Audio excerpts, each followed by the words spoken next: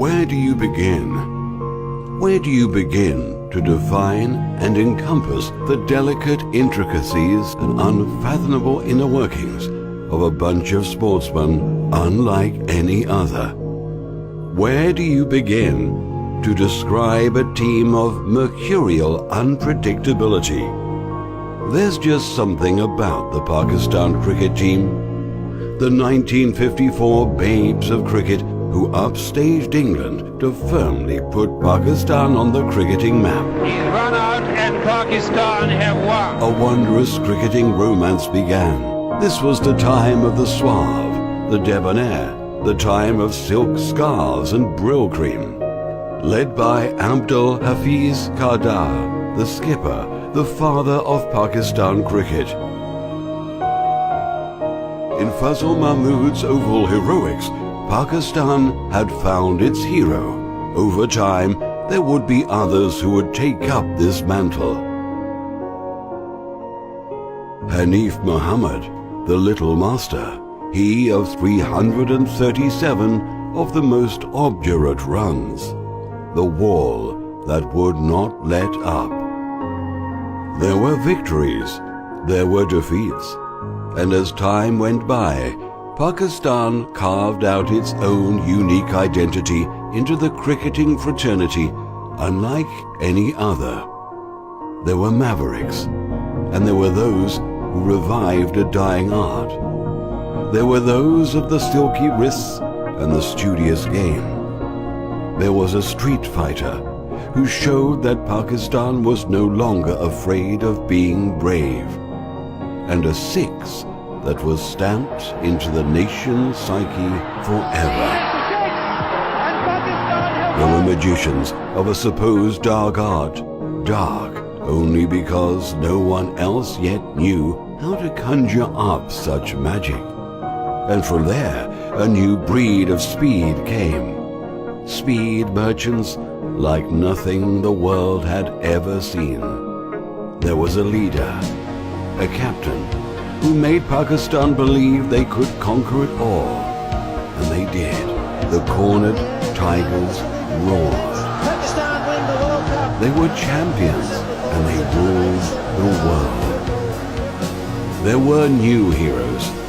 There were wolves who hunted in packs, kings of swings and toe crushers.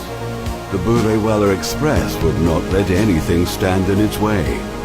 There were small wrists blazing records. There was a wall to steady it all. There was magic and guile. There was a whirlwind that shook everything. Madness would have a new max.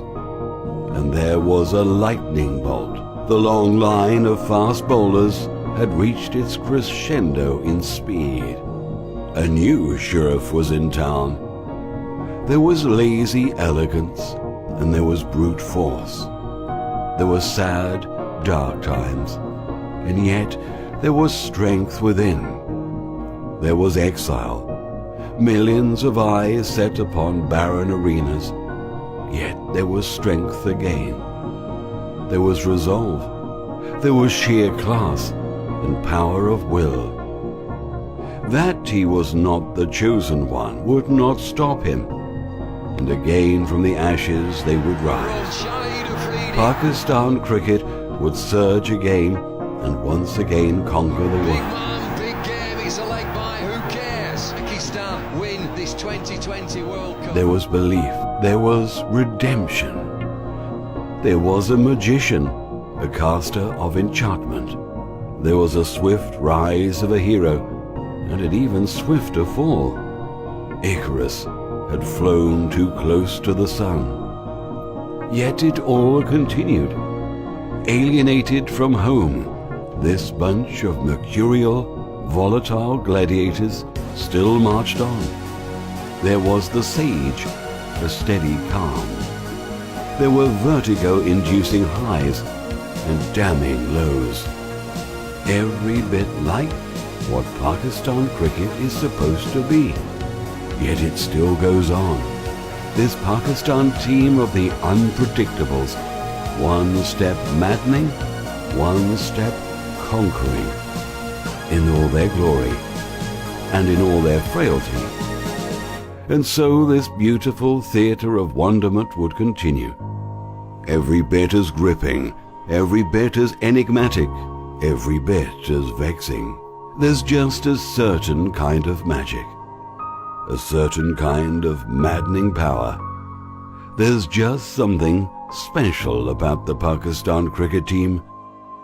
Where do you begin to define the undefinables?